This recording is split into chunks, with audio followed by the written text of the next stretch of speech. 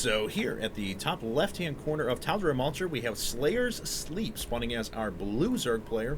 His opponent here in the top right-hand corner is the one and only Complexity CatZ. So ZVZ action here between a very inventive Zerg player and a very, very mechanical Zerg player. So it should be interesting to see how this pans out. Quite interesting indeed. Quite. Tal'Darim Altar is a great map for Zerg players sometimes. ZVZ, I don't know, it's a little tricky in ZVZ. Sometimes they rush for mutas and try and take advantage of that air, or they just do the typical speedling, baneling wars, and it can bounce back and forth, especially since they're not cross position, but actually just those horizontal positions along the top. Right. Sometimes you'll see just speedling, baneling wars. So we'll see if it gets beyond that sort of late early game. Yep. I almost said late early mid game. I know what you're talking about. The late early mid game. The late early. I know what you're talking. You're talking about mid-game. that Zergling Baneling tug of war, basically. Right. So yeah. And then eventually someone builds like an infestation pit, and then the game's over. Yes. Yeah. Or you build a roach warren, and then you stalemate on roaches for 58 minutes. I've seen those games too. Those make me want to rip my hair out. I've seen Slush just build nothing but roaches for like 42 minutes. Yeah. And he's building gets all the upgrades. Roaches. We just went from a Baneling tug of war to a roach tug of war. Hooray! GL. Yes. That is universal. No crazy symbols here from Slayer's Sleep. But it looks like CatZ is going to take that hatchery at the exact same time as Slayer's Sleep. Oh, man. That's pretty crazy. It is. Oh, and a drone, and another drone. There's just drones being built all over the place. And an assimilator. Looks like Sleep is going to be the first one to start gathering some Vespene gas here in a moment. Indeed. CatZ actually saving up for something at the moment. And I assume that's going to be a pool. There we go. So, Speedling build coming out of Sleep.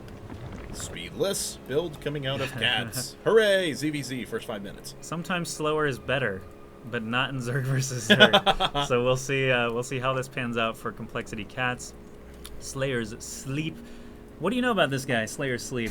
I think I looked him up a little bit earlier, and he had GSL. The first GSL ever was a round of 64 event. It was a 64-player tournament. He got to that round. Yep. He qualified through the Giant Open tournament, but didn't make it out of that first round. So I think his TLPD record was something like 0-4. But he's one of those Slayers. He is very, very good player. That's so true. And the games that I've seen of him so far in the qualifiers have actually been, like I said, pretty mechanical, but very, very excellent games. So there we are. We have 4 Lings, 1 Queen, and Zergling Speed coming up at the same time. CatZ, on the other hand, taking the 2 Queen route, so going to try and play a little bit more defensive at the time being until he can establish his own Zergling Speed. And we'll see if either of these players decide to go for Roaches first, or if we are going to move right into that Baneling phase. Interesting stuff. Banelings first and speed first for Sleep. CatZ still just building defensive structures and macroing up as hard as he possibly can.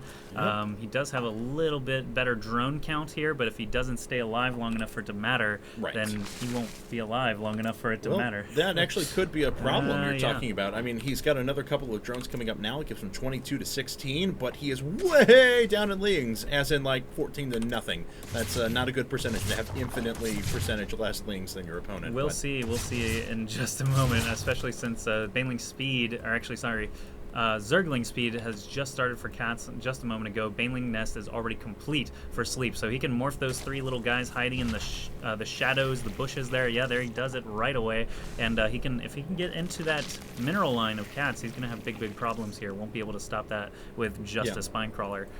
And here we go. Spin's going to make his way out in just a second. The first few Banelings are finishing, and he is not wasting any time. Going to make his way right in. Will he bypass the Spine Crawler? Should probably use that to absorb damage on the Banelings at first. Indeed, he does. Looks like none of the Banelings do go down right away. CatZ going to have to put on some pretty good defense, so make sure... Oh, God, don't waste Lings. No! Oh, that was pretty cost-effective. And another Baneling comes in. God, CatZ has lost almost all of his Lings. The gnashing of teeth is commencing by the casters here, and Sleep not even worried about about that huge pack of drones that was running across with his Banelings. CatZ rallying back to his Spinecrawler, but then the Banelings are going to make their way back in again. Oh my goodness. God, that is a lot of damage. So CatZ is about to have 16 Zerglings and nothing else because everything else just got slaughtered by those Banelings and the Speedlings. I mean, even if he lives through this attack, it's not going to be pretty. There's the Wow, GG. GG. And man, that was a short ZVZ, but sometimes that's what happens. CatZ went with a super greedy drone, late speed, late tech, and Sleep just went for the throat